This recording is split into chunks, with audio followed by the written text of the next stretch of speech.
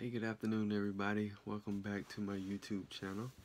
I am Cornelius Camp of CorneliusCamp.com, a school counselor by day, a real estate agent by night. Um, if you guys have not done so already, make sure you become a subscriber to my YouTube channel. Hit that subscribe button if you want to watch videos of any and everything real estate related.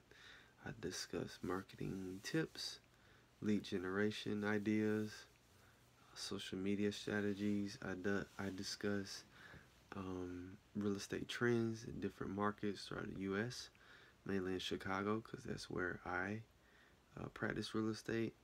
I go on property tours of different properties that I might be out and about showing my clients, or doing an open house or a listing that I might have.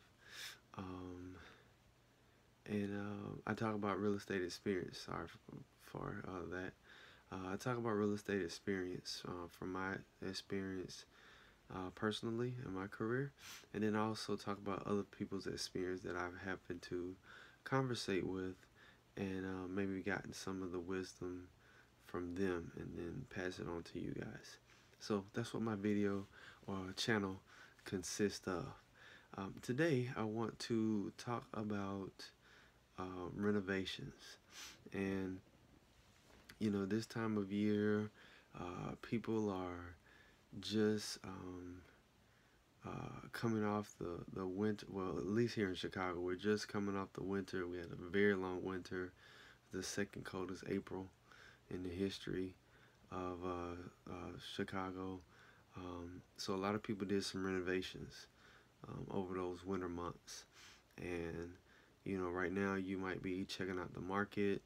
You might be trying to see if next year the market is hot, or if you can think that you can do a renovation, in a month's time frame, and it's April 20th.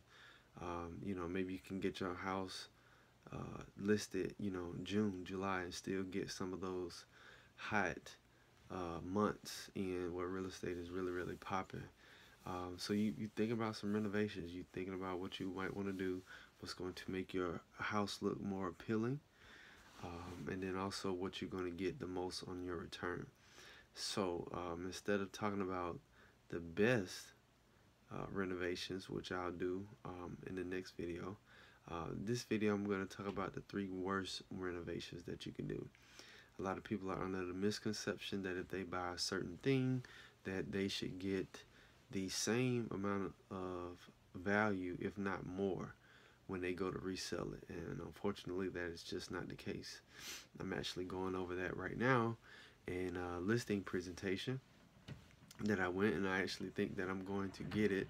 However, the guy that I was discussing it with, or whose house rather that I'm going to list, he has a jacuzzi in his backyard that he bought. And no matter what we're talking about in our conversation, he is going to throw that fact of a jacuzzi in the backyard, and then he is also going to make it a point to tell me how much it costs.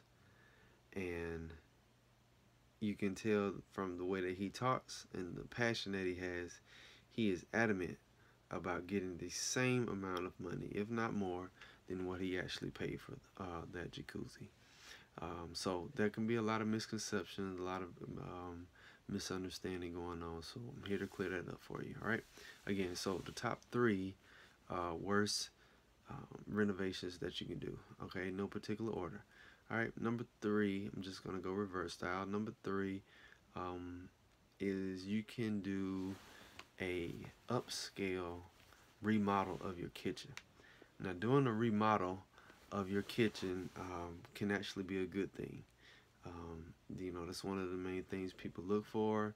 They look for the new appliances, the cabinetry space, the countertop space, the material that the countertop is made out of, the material that the cabinetry is made out of. They look for a lot of those things when purchasing a home. And doing renovations is not going to hurt you in any way. In actuality, if you do just a typical renovation of your kitchen, you may be able to get a lot more return value. Where you end up getting hurt is that if you try to do one of those upscale renovations for your kitchen, and then once you turn back around and selling it, you might get 50% of what you spent um, on the renovation, maybe 51% or something like that. So just being upscale, just the um, the looks of it, the material of it, the functionality of it, you won't get the return on investment back. All right. Number two, adding on in addition to your master suite. Okay, everyone likes space. Everyone likes to have room to do whatever, walk around, kind of have freedom, so to speak. Um, but in addition on to the master suite, it can be appealing. It cannot be appealing. It just depends on, are you, some people will look at their bedroom and say, you know what, I'm only in my bedroom to sleep. So why do I need all of this other stuff? A lot of people take that approach. And then if you have that approach, what is the purpose in you adding on more space to it? So you have to find the right buyer. But if you do something like that, your return on investment is going to be roughly around 49, 48%. Again, you're not going to get much from it at all, at least in regards to how much you spend on it. And then again, adding on to the master suite is not really something that you or that a lot of people will look at, because a lot of times if you add on to the master suite, unless you are doing single family home or something like that, then maybe it's a possibility. But a condo, townhome, or something like that, it's really not gonna flow. It's a little difficult. It doesn't have great functionality, and it doesn't go along well with the structure of the house. So that's the negative part about it. And then people who are buying it, they have to think about when they resell it as well, and also what can they use with this extra space. Okay, so that's the addition to the master suite would be not such a good idea if you're looking for a good return on investment. And then finally, number one, again, no particular order, just adding a backyard patio. You know, um, it can be very costly. Um, a lot of people might like grass. If you have dogs and you want the dogs to go out, whatever, yeah, they might do whatever they got to do on the concrete, and it's easy to pick it up.